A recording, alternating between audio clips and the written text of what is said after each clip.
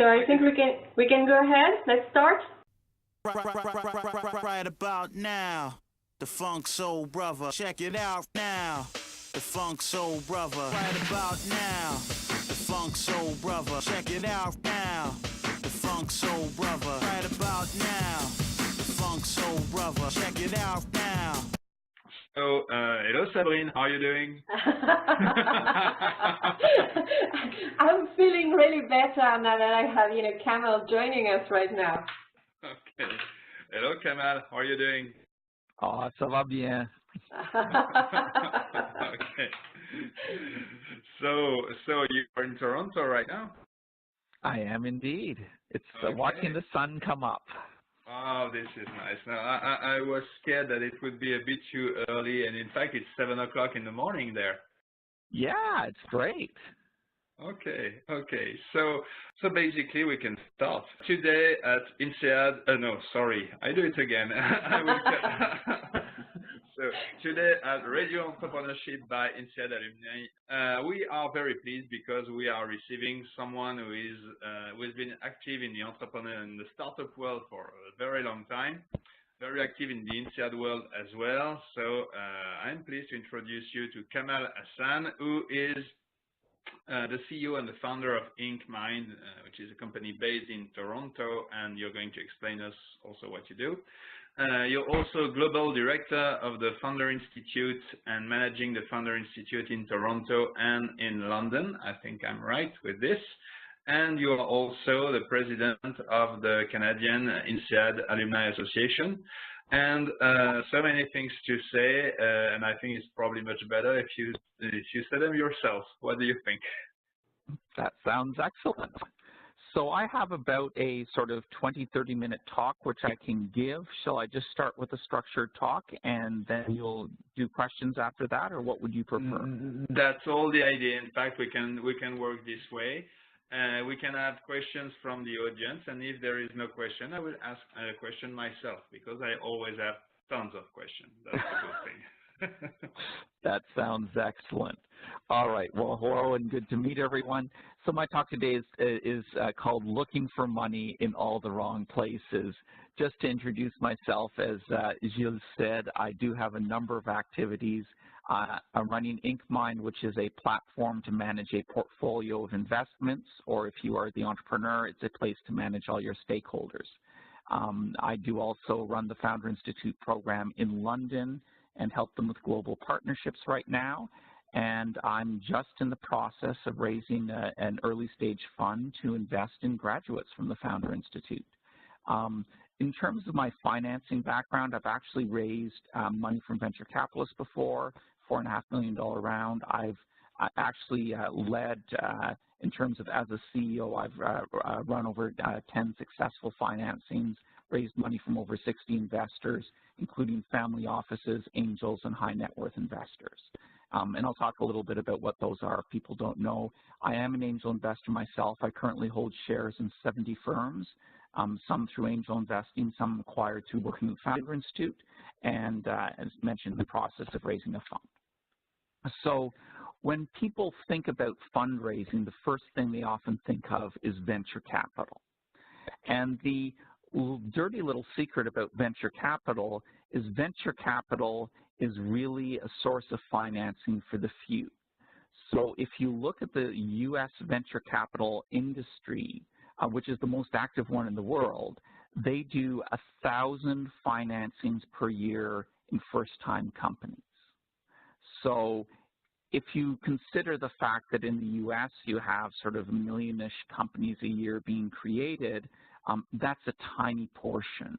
And if you look even at the sort of, there's roughly 1.2 million companies in the U.S. who have succeeded already, who have 10 or more employees, and you take the 6,000 or so companies that actually are active venture capital investments, you'll see that that is roughly, it's sort of it's much less than 1% of all the companies. So the bottom line is venture capital financing, if you're thinking about it, that's great, but already you're saying you're one of the elite, you're one of very few people. And in fact, venture capital is money which you should take at a specific time for a specific purpose. So it is venture capitalists, really, I mean, a good joke, the way to think about it as an entrepreneur is venture capitalists are just like banks. They'll only give you money when you don't need it anymore. And that's very true. If you need money, then you shouldn't be going to a venture capitalist, because a venture capitalist wants to invest in you when you're already proven, when you're already successful, and your business is growing, your product is out there, the sales are growing like crazy, and you really just need money to fund sales growth. That is the time when a venture capitalist loves to come in. And you have to look at it from their point of view. If you were investing money and you had thousands of companies coming to you, wouldn't you choose to invest in the one which is already proven, growing quickly, just needs a little money to sort of, as I say, add fuel to the fire? If you are dealing with venture capitalists, there are a couple of things to understand about them. The first is that venture capitalists invest other people's money. So they are not investing their own money. That leads them to certain behaviors, one of which is that venture capitalists are often active investors. So what venture capitalists do is they go to pension funds, government, but also to family offices, high net worth investors, and they say, we are the experts in early stage investing. Give us your money. We will manage it for you. And we are, here is the theme of our fund. We invest specifically in high growth telecoms companies in Europe, and we are the experts in this, give us the money. So the result is venture capitalists often have investment themes they have to follow because that's what they promise their investors. They have to be an active investor. And this means also, I mean, if the company is going through troubles, you miss your sales targets for 6 months or so, venture capitalists will get really worried because they have to justify themselves back to the people who gave them the money, and they will be very tempted to act and interfere. In fact, there's a famous quote from Vinod Khosla, who is one of the top venture capitalists in the world, who said that 70 to 80% of all venture capitalists add negative value to the companies they invest in. And really, I think this is one of the reasons is that they are really motivated to act when they aren't experts in the business, but they feel that they have to do something. And it's one of the downsides of having an active investor. Of course, an active investor is also very good. It's someone who wants to make introductions for you, someone who wants to help you with customers, help you with employees, etc. So there are both good and bad sides of venture capital. The other things to understand is the structure. So venture capitalist is a partnership which has a fixed lifespan. So as a partnership, you need to find a partner in the firm who is your champion. That partner then has to sell you to all the other partners in the firm. And really, when you're taking money from a venture capitalist, don't think of it as taking money from the firm itself. Look at the partner who's leading the deal. That's who you're taking the money from, and understand the lifespan of the fund, because venture capitalists have to sell out quickly. So I've been running companies for 18 years now.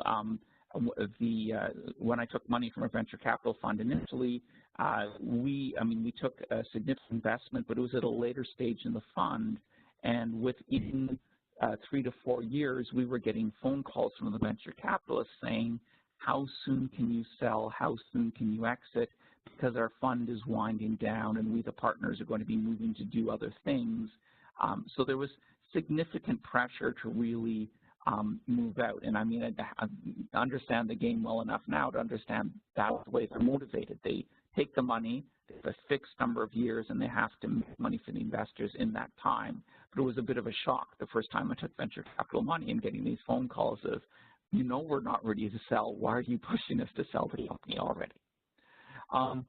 So look, if we have sort of 1.2 million companies in the U.S., out of which 6,000 are funded by venture capitalists, then who funds the other 99.5% of companies? And the answer is there's sort of 3 main sources, and I'll give them to you more from a point of view of attractiveness to an entrepreneur, because I'm assuming most of the people who are on this call are entrepreneurs thinking of raising money. But the #1 source of funding for any business and the most attractive to entrepreneurs is your customers. It's very simple. If you can make something people want to buy and sell it to them, you don't need funding because your customers buying whatever you're selling are what funds your company. By the way, you may be building a product which takes some time to invest. Maybe you run a product development shop and you have this new software that you want to program up. It's going to take you a bunch of months.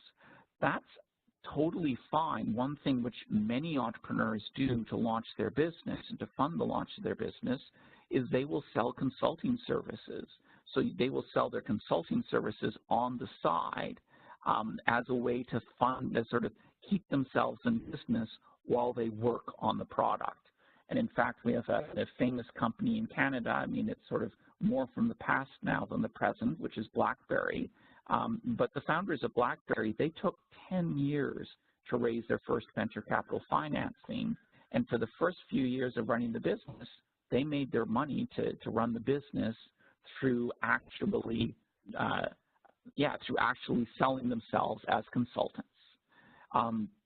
But however you can do it, always think, how can I get my customers to fund me? Maybe you have a large customer, a large corporate customer. See if they can give you an advanced purchase order, maybe give you a deposit, which you can use to help complete the product for them. Anything you can do to be funded by customers is wonderful because it means you don't give up any part of your business. And if you look at successful businesses sort of on a global basis, many of the people who've succeeded have succeeded because they funded themselves from the beginning by making sales. In fact, I was talking to someone just last night who goes through the Founder Institute program that I run, and he's doing a new business, change to a different business idea, one which is much more suitable for him.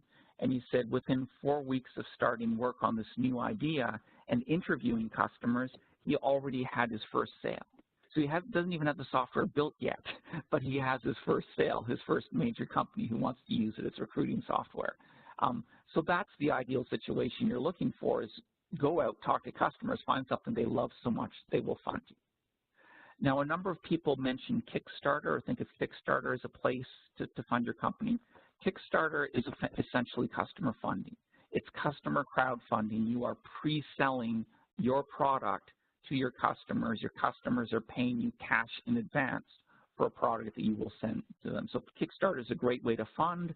It's customer crowdfunding, another type of customer funding. The number 2 source of funding to look at, this is a smaller one, but it's very valuable for entrepreneurs. And it's a little bit of a bad word, but I will say it anyway. But the number 2 source of funding is government. And there are a large number of government programs out there who are looking to support entrepreneurship. So we have a company in Canada called Funding Portal, which is an online portal. They list 15,000 different sources of government funding in Canada. There's 15,000 different projects, funds, sources of money that you can go to, often free money, which involves not giving up any control or any piece of your business. Maybe it'll be a loan that you never have to pay back again, or you have 10 years to pay it back. But you've got 15,000 sources in a country of Canada, which is 1/10 the size of the EU. I mean, we all know how big the EU is and how much money is going through Brussels. There are many, many, many sources of funding in government to look at. And it is time-consuming to get government funding. It can be frustrating. It can take months. And it's also free money, which is definitely worth taking. The number 3 source, which many people think of after sort of customers and government, is they think right away of angels, and the first thought is of angel groups. And angel groups are definitely a source of funding to look at. Now, the little secret about angel investing is actually angel groups do less than 5% of all angel funding. And that's stats from the US, where the angel group activity is very organized. So over 95% of all angel funding happens outside of angel groups. And by the way, this is a good point to really define what angel group funding is, because angel group funding is, if you think of what is an angel, we have a classic picture in our mind often which says, oh, an angel, that means you're a member of Quebec or whoever you're a member of, and you attend these meetings. And I can go online, I can find a list of angel groups online. There's a platform called Gust.com, for instance, which lists a bunch of angel groups, and I can go there, find my angel group, and apply. And then these people meet once a month, a little breakfast, and they'll hear my pitch, and they'll decide whether or not to fund me. I mean, that's what people's image is. The truth is that this is the angel investing, the way I like to use the word angel, is very broad. Because from my point of view, an angel is someone who is investing money in a private company who is not associated with that company. And for me, I like that broader definition. And the reason why I like it is it opens up your mind a lot more to who the different possibilities are of people to invest in you. If you're at the very early stage, your angel investing is really going to be coming, this 95% of all angel investing is coming from people who know you. And it can be people who know you, individuals investing. It may be someone you worked with before, a former boss, a family member, a coworker, friend from INSEAD. By the way, among my angel investments, my most successful angel investment was actually an investment in another INSEAD grad who graduated about 10 years or so after me. And there was at that point, there's an INSEAD Angel Investment Network that I was helping organize, but I plugged into, and that helped me source the best investment I've ever made, a company called Enchanting Travels out of India. That's really what you're looking for is, I mean, as far as those entrepreneurs were concerned, I was part of the INSEAD network. I was someone who came to them and invested in them through the INSEAD network. So that's really what you want to be thinking of first, is people who know you. It can even be businesses who know you. Maybe the company you used to work for would like to invest in your business. Now, we read all these stories of, Silicon Valley, someone did a seed round for $4 million in their company out of Silicon Valley. If you look closely at these stories of people who do $4 million seed rounds from venture capitalists to launch their business, they're getting money from people who know them already. If you look closely, you'll see, oh, it's someone who ran a business that the venture capitalist invested in last time. They made a lot of money for the venture capitalist. Now they're doing a new startup, and the venture capitalist already knows them and is happy to write a $4 million check. So really you want to think sort of that angel investing is who knows me already, who knows and likes and trusts me, because those are the people who are most likely to give me the money. Many people are talking these days about equity crowdfunding, by the way. There's a couple of different equity crowdfunding platforms out there. There's a couple of different philosophies. One philosophy is the angel list philosophy, and if you look at angel.co, you will see that there's a few thousand companies have been invested in through AngelList. You will also notice if you go to the listing of companies, and I pulled these stats a few months ago from their website, that they have something like 5 million companies have profiles on AngelList, and a few thousand of those have received funding via AngelList. So in that case, it's 1 in 1,000 companies have been invested in through AngelList.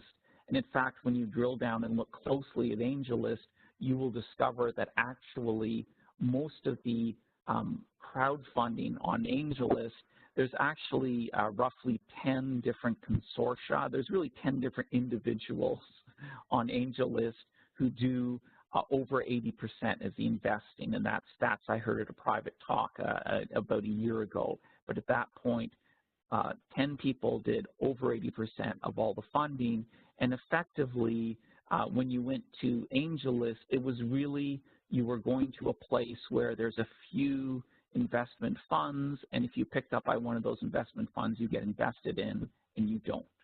So that's really one model for crowdfunding, which is the platform itself is selective. Either to list on the platform, the owners of the platform will only pick 1 in every 100, 1 in every 500 companies who apply to them. In AngelList case, there are a few consortium members who are effectively picking the few companies which will be invested in. The other option, of course, is platforms who will accept everyone. And if you're doing equity crowdfunding on platforms who will accept anyone, in that case, the only way your fundraising will succeed is if you bring your own crowd.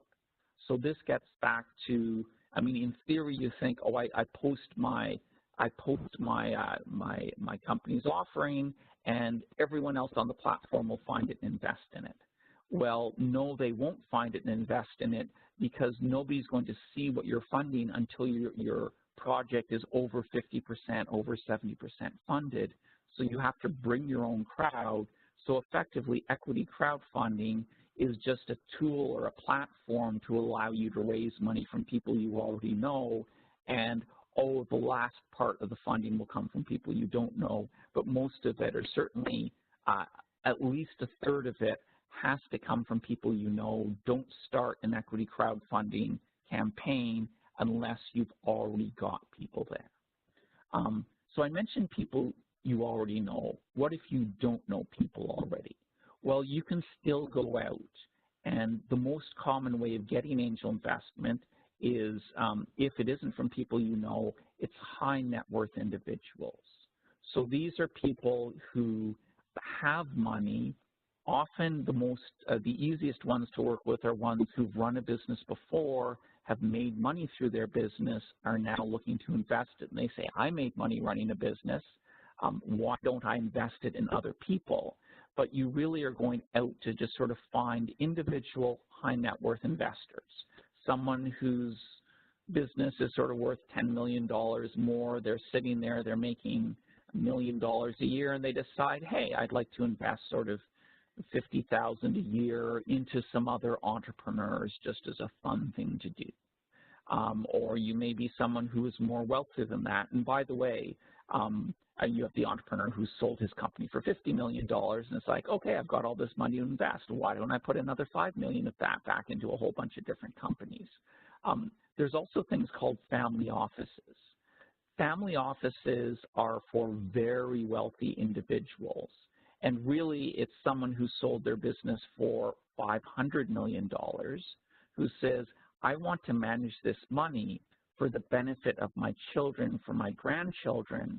And oh, by the way, if I kept my money in the bank managing $500 million, the bank is going to be charging me a fraction of a percent every time I do something. And if I add up all the money that the bank is charging me, they're going to be charging me $2 million a year.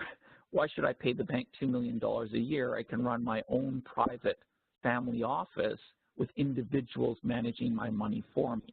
Now, there's actually, I'm trying to remember the exact stats, but there's something like, there's at least 10 times more family offices than there are venture capitalists, even in the U.S. And I think if I remember the stats correctly, there's 100 times more family offices than there are venture capitalists. So actually, everyone thinks of these venture capitalists. One great source of funding is family offices. And if you actually look at the financing market overall, venture capitalists and private equity are people who manage capital. And if you look at where they actually get the money from, they get it from government, they get it from pension funds, they get it from corporations. But one of the major places venture capitalists go for money is they go to family offices, and then they'll go directly to high net worth individuals as well. So partly if you're fundraising, you can say, well, great, I can go to the venture capitalist, but why not cut out the middleman and go directly to the source, so I can cut out the middleman and go straight to the family office or straight to the high net worth individuals. Some family offices, high net worth individuals, don't want to invest in individual deals, but there are others who do. And especially even if they don't do it as a general rule, if you find someone who knows your industry really well and made money in it, they may make an exception just because they know what they're doing in this case. If you are doing a business which involves a new online dry cleaning service which has whatever pickup delivery option which makes it much easier to get your dry cleaning done, maybe peer-to-peer dry cleaning, I don't know, something like that. If you take that idea to the person who's got the largest chain of dry cleaners in Germany, whoever the family is behind that, then they will probably be interested in investing directly because they feel they understand dry cleaning. Maybe even they'll look at it as a way to drive business for their business itself. And ta-da, you've got your funding. So really, when you look at the angel, I mean, do feel free to go to angel groups. I've dealt with angel groups myself. The thing I find frustrating about angel groups is that you go through, typically, it's a 4-month process because you apply, you go through a screening committee, then you have to wait for the next month. Maybe the next month is full. You have to wait a month and a half to present. So it takes you potentially 2 to 3 months just to stand in front of the group. And when you stand in front of the group, depending on how the group is structured, some groups are very tightly structured where you need to get sort of large support from members in the group to invest, and then you're busy trying to get them to all work together. They're sharing time on the diligence and so on. It's a very time-consuming process. They're still worthwhile. They're 5% of the angel market, but the other 95% is these high net worth individuals, family offices, and people you know. Just as a last point, I'm going to touch quickly on introducers to capital. So some of you may have run into someone who says, hey, pay me a certain amount per month and I'll find investors for you. Or I know all these rich people, let me make introductions for you. And at the top of the market, that's very obvious. You have investment banks who are sort of, this is what they do for a living, is they help companies find investors. If you're an early stage entrepreneur, you will never be dealing with an investment bank. But it is worth knowing that there are accredited and non-accredited introducers to capital. So really, it's a regulated activity. And if you're dealing with someone who's promising to introduce you to capital, try to find out, do they have a license to do it? In Canada, there's something called an exempt market dealer license. But find out if they're licensed to make introductions, if they're allowed to take a percentage. And look, many people get introduced to investors by someone who is not accredited, who is not licensed, but really understand what you're dealing with there. And you may be dealing with someone who's making promises, misrepresenting themselves, and sort of looking for a way to make a fast buck, but is someone who isn't really doing this professionally, who you can't really count on, etc. And then you're really dealing at your own risk. By the way, I mentioned accredited and non-accredited on the introducers. One thing to be aware of when you're raising money from individual investors is there are regulations out there to protect small investors from being taken advantage of by entrepreneurs who are, taking all their money. So it's trying to protect the grandmother from investing 500,000 euros, all she owns, in your small business when your small business is about to go bankrupt. The result is that raising funds is regulated by law in the country you're in, so you really want to be able to make sure you understand the securities law, so that's what it's called, securities law, in your country. So for instance, in Canada and the US, if you have income of $200,000 or family income $300,000 or net worth of $1 million or more, you are considered an accredited investor. You are wealthy enough that you can invest directly in private companies. If you have less than that amount, you're a non-accredited investor. And in this case, as an entrepreneur, there are some restrictions of how you can take money from these investors. So this is the place where a licensed intermediary is allowed to introduce you. Crowdfunding portals, some of them have got licenses that they're allowed to make these introductions, but it's just something to be aware of. And a good lawyer, you should have a lawyer you can consult in whatever country you're in. A good lawyer, just talk to a securities lawyer, talk to them for 30 minutes. pay the money to get a 30-minute conversation to understand securities law in your country as it regards raising funds. So let me just sort of wrap up with a couple of points to take away here that I want to be really sure you remember. The three biggest points to remember is venture capital is for the few. Less than 0.5% of all successful businesses are funded with venture capital. So it is very much over 99%. Never, ever take venture capital financing. So it's for the few. The best way to fund your company is actually not to take money from anyone other than customers. Have customers fund the growth of your business. You'll own 100% of it. You will have a wonderful time reporting only to your customers and selling more and more. The third thing to take away is that angel investing is sort of the next main source of investment, but 95%, over 95% happens outside of angel groups. So really angel investing is individual people you know, etc. The other things to remember, government's also a good source of financing. Crowdfunding, which is out there a lot. Crowdfunding really breaks down a couple of different ways, and there's really customer crowdfunding like Kickstarter. There are sort of platforms where it's bring your own crowd. So again, it's just like angel investing where you have to bring your own crowd. And then there's the sort of the very few who get through, which is very much like venture capital. So crowdfunding as exists today is still venture capital funding, customer funding, or bring your own crowd. And then the last point I mentioned just very quickly is that there's sources, managers, and introducers to capital. And just to be aware of what that structure is. And one of the advantages of raising from high net worth individuals directly or from family offices directly is you're cutting out the middleman, the venture capitalists, and going straight to the people who have the money, who have more freedom around the things they can invest and do. So Gilles, that's a quick summary of the presentation, and I'd like to throw it open for questions. Okay, so thank you very much, Kamal. It's very comprehensive, and you have, yeah, it's great. Frankly, it's very nice. I have to say I agree about almost, yeah, probably 99% about everything you said. And in fact, it raised some questions. I have one, for instance. I think what you said about VCs is absolutely right. It's very for the few. And so most people raise funds, they raise with angels who are not in angel clubs, because that's really the way you start.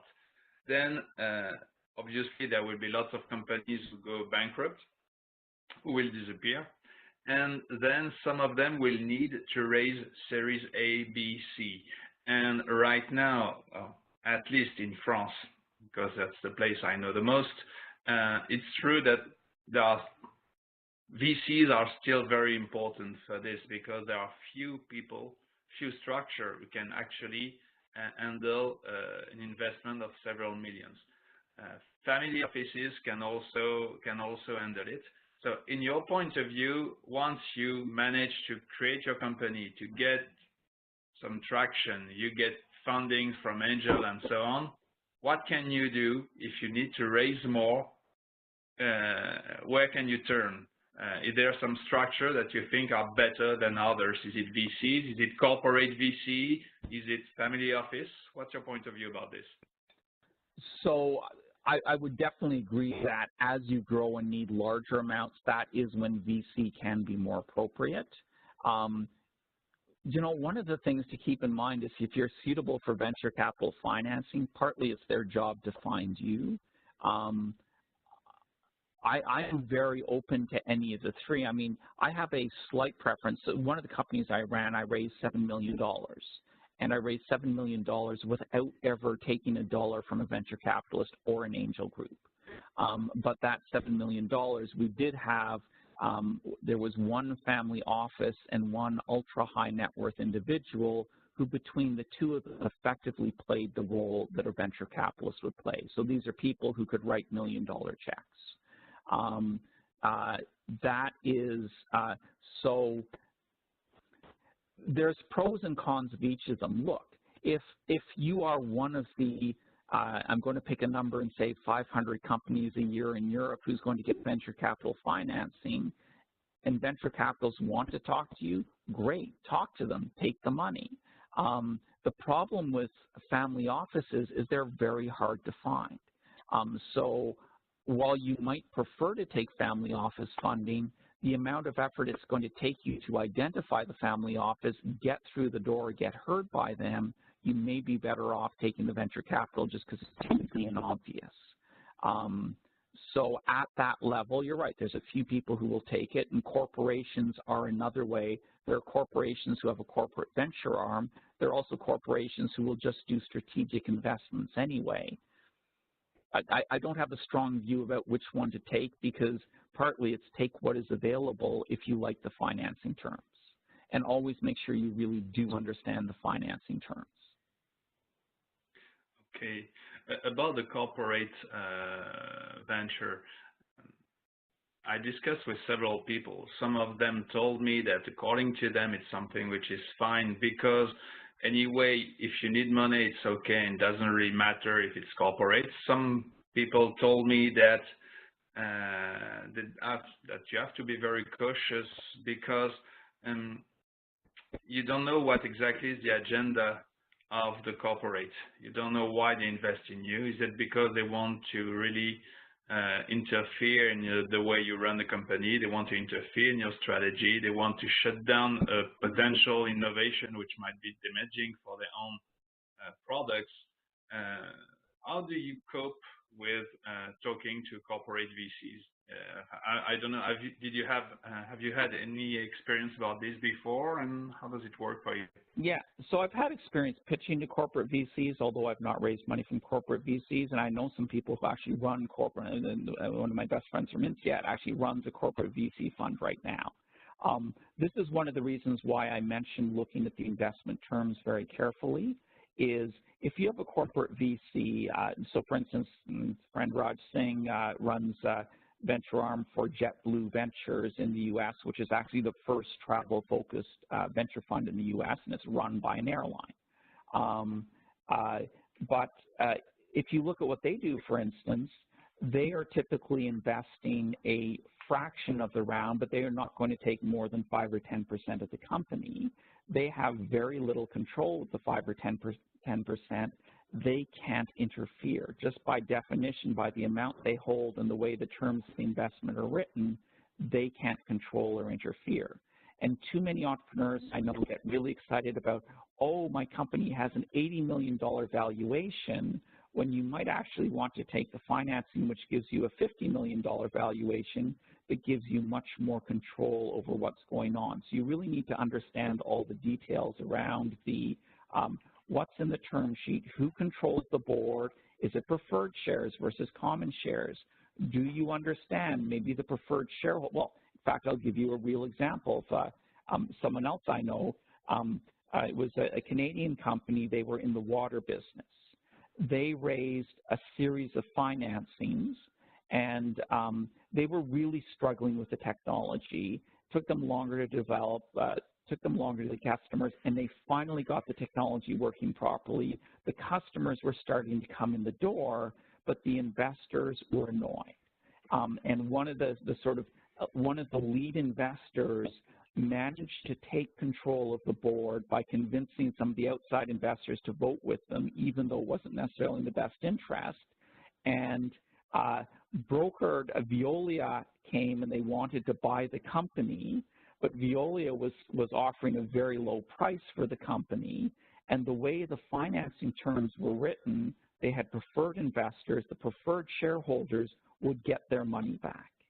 Everyone else in the company, all the employees, the founders, would get nothing from the deal, but the preferred shareholders would get their money back, and the preferred shareholders basically forced through the sale of the company because they were sick and tired and they just wanted their money back. And the founders were going crazy because they were saying, it's finally working. Now all the customers are coming in the door. We just need to wait another year. And Veolia, don't take the cheap price. Veolia will pay 10 times more. And oh, by the way, we'll get some money too if we just wait. And the preferred investor said no. So you really want to understand, in any circumstance, in the worst possible circumstance, can your investor force you to do things that you don't want to do? And this returns to the question of the corporate venture. What's in your investment contract? Can they force you? And by the way, my personal attitude is the best possible kind of financing to get is common share financing.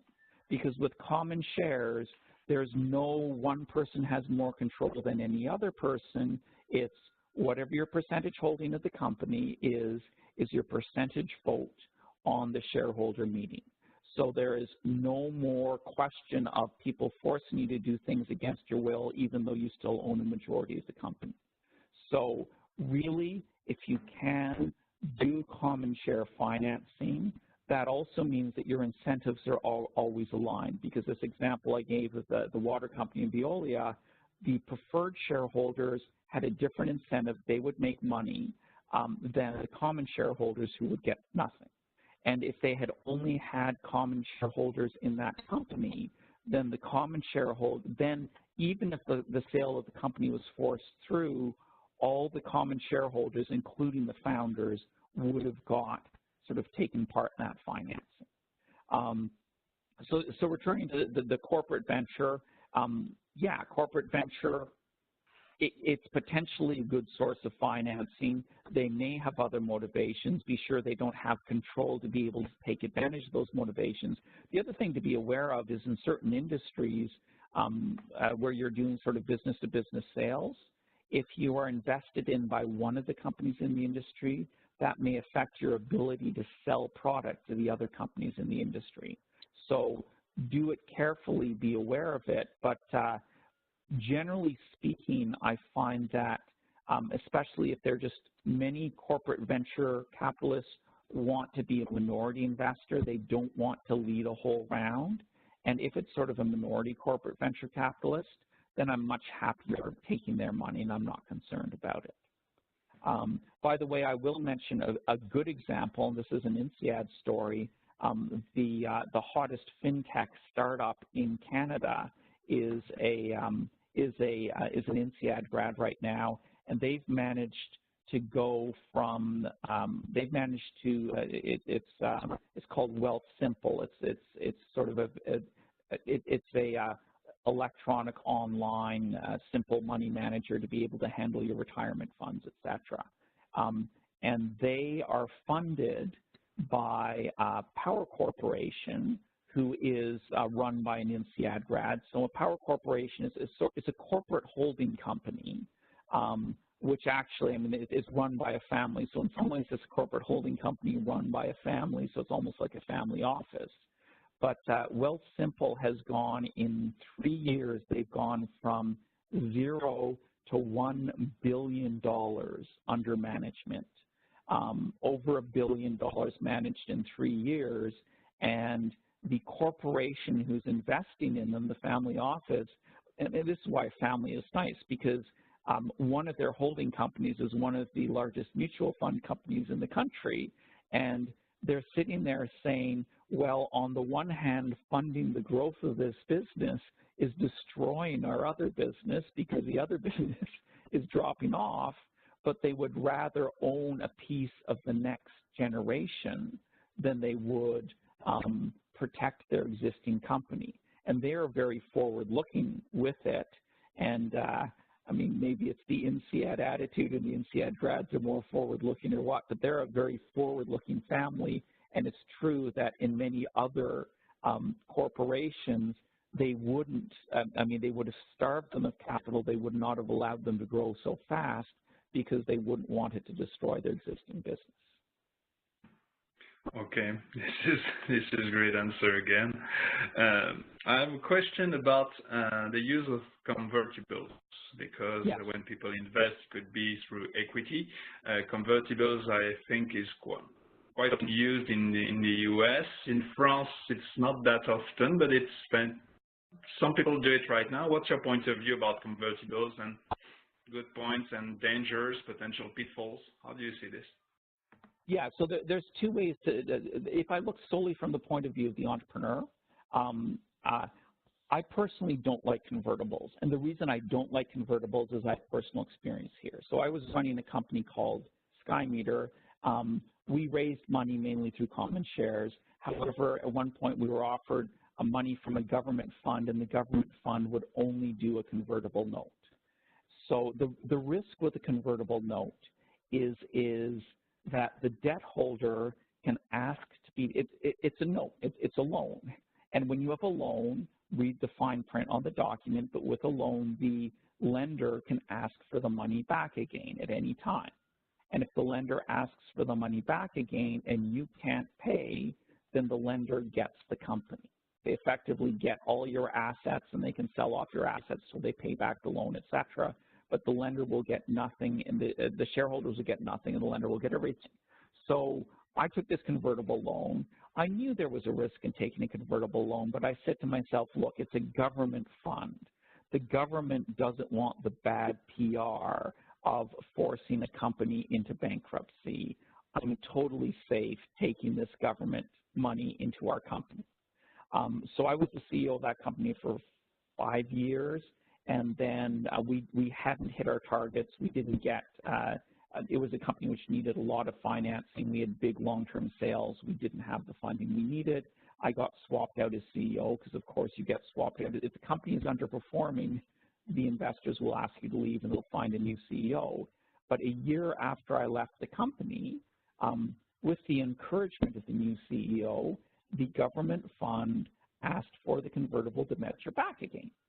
And we had $7 million of funding in the company, and the convertible debenture was for $500,000. And $500,000 of financing, convertible debenture, called it in at an awkward time when the company was short of cash, took the company to bankruptcy, and then the new CEO took the company out of bankruptcy with the government fund still holding it because they were the debtor. And at that point, he'd taken in a couple of other people with convertible loans also. So they owned the company, and the investors who put the other $6 million into the company owned nothing. So, and they did it just as the technology was finished and the sales were starting to come in, because that's the point when the new CEO wanted to make sure that he had control of the company. But that's the downside of convertible debentures, is you are giving yourself a risk. Really understand what the convertible debenture is. In North America, it's common to use something called the SAFE note, which is a rewriting of the convertible debenture, which takes that ability of the debt holder to put the company through bankruptcy away. Now, the upside of a convertible debenture from the entrepreneur's point of view is that you may think your company is worth 5 million euros. The investor thinks your company is worth 1 million euro. You're arguing over price. If you do a convertible debenture, then you can push the argument of price to later, and you can say, well, we can have a referee settle it. The next round of financer will be more expert than we are. They will set the price for us. So you can get a higher valuation, but I've already said what I think about the trade-off between terms and valuation. My personal concern is financing terms matter a lot more than valuation. And the reason they matter a lot more than valuation, by the way, is think about it as the entrepreneur. Let's assume you get a better valuation. Well, that means if the company does really well, instead of making 50 million euros, you'll make 80 million euros in your pocket. Good for you. But the thing is, you've already got 50 million euros. Do you really care if you get 50 million versus 80 million? Because the downside that you've given up is, in the worst case, you'll get zero. Whereas if you had different financing terms, in the worst case, maybe you'll walk away with €1 million. And surely it's better to have your downside protected and have €1 million that you're always going to get, rather than there's a chance of making 80 rather than 50. It's clear. Actually, it's the question I wanted to ask you about valuation, because I've seen in my experience that personally, when I create something, when I create a company, I think that valuation doesn't really matter in the beginning. My point of view is that if the company is good anyway, it's going to be very successful, it's not a big problem if I dilute myself. If it goes so-so, in the end, doesn't really matter. If it goes bankrupt, it's a percentage of nothing. So that's my way of seeing it. What's yours? How do you see valuation? Is it a tool? What's your philosophy about valuation?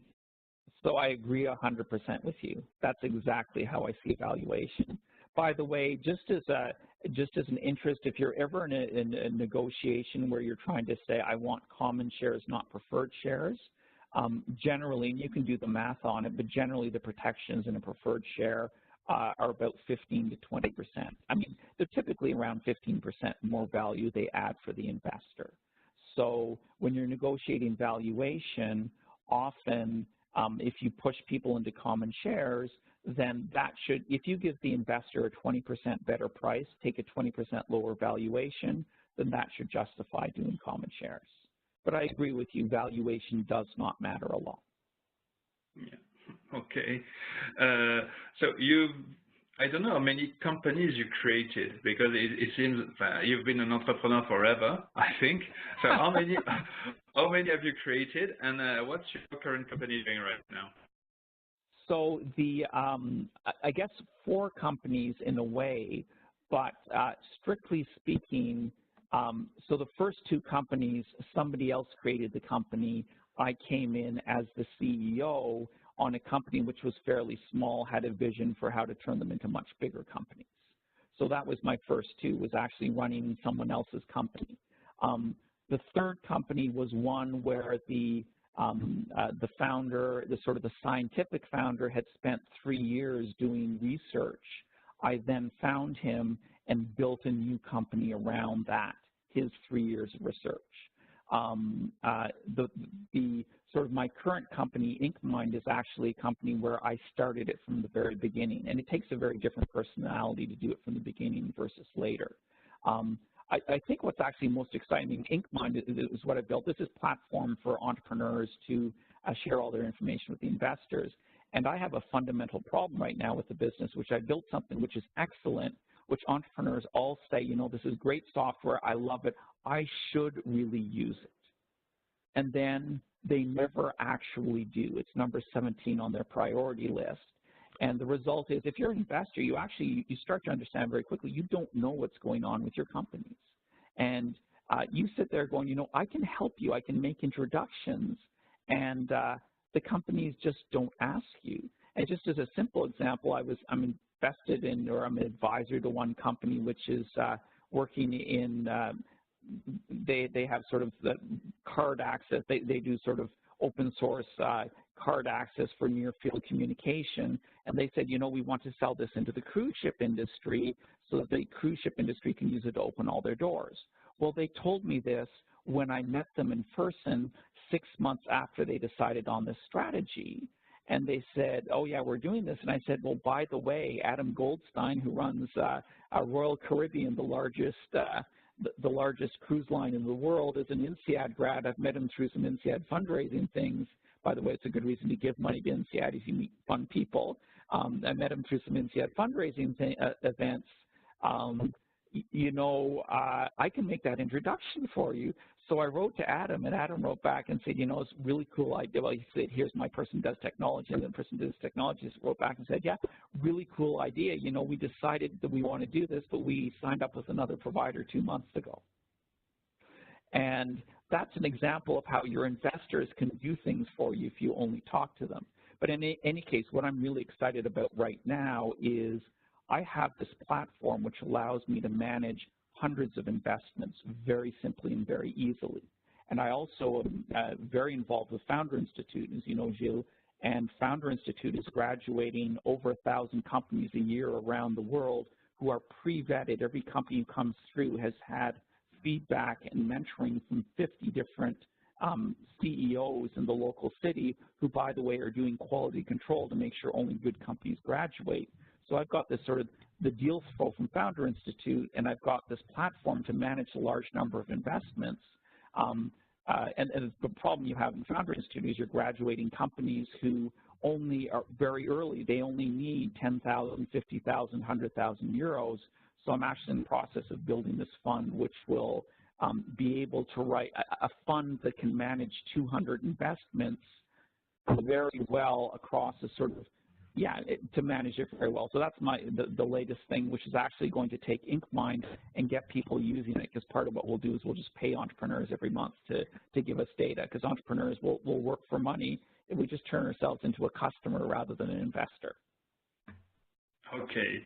This is all good news. I hope everything's going to be okay for you. I have one last question before I leave SAbrine wrap up the session. It's something we ask to all entrepreneurs who come and talk here. It's about music. Is there a piece of music, a music track that you associate in your life with entrepreneurship and everything you do? And if yes, are you okay to share it with you so we can use it in the end of the show? So I would be happy to do it. Part of the problem is I'm an unusual person. I do not listen to music. Okay. So, I mean, I can certainly suggest a track. Honestly, one thing if I were to listen to music, the very rare times I do like classical music. There's Bach unaccompanied violin partita. I don't remember the number, but I just find something like this Bach unaccompanied violin is sort of very, it makes it very easy to think. But I haven't listened to music for the past month, for instance. So. Okay. If you want, I can select a very beautiful piece of classical music, and we'll play it down for you if it's okay for you. That sounds wonderful. Yes. Okay, will do. I think it's going to be Suite Bergamesque by is it Chopin or Debussy? I never remember. Anyway, it's very beautiful. Okay, thank you very much, Kamal. SAbrine, what do you think? Did you appreciate the session? Well, actually, I would like to thank you so much, Kamal, because I have to say that it was impressively interesting. I think that our attendees, it was like honey in their ears, what you just explained and what you just shared to the community. I think it will be highly appreciated by the community also on our social media, because we will post the talk, on our social media too. I think we would be extremely lucky if by chance you swing by France, and we'll get great occasion to have you as a speaker for our students or even for the center. So once again, thank you so much, because I think that everything you shared was so useful for our students and for the INSEAD alumni too. Thank you, and great idea, Gilles, thinking of having Kamal with us. It's really, really nice. Thank you for this great talk. I can also inform everyone that we will have the chance within 2 weeks to welcome Alex Guennec, who is one of our entrepreneurs in residence, and who is also the managing director of TV, advertising, and social video production company called Endemol Shine North in UK. We will share communication with you later about the topics and how to record, because I think we'll have a lot of people also joining us. And we would like again to thank the INSEAD Center for Entrepreneurship for the support, Gilles Guennec as usual, because without you, we would be nothing. Oh yeah, oh yeah. And again, thank you so much, Kamal, for the time you spent. You're super busy, and it's pretty early in Toronto, actually. So thank you so much. My pleasure.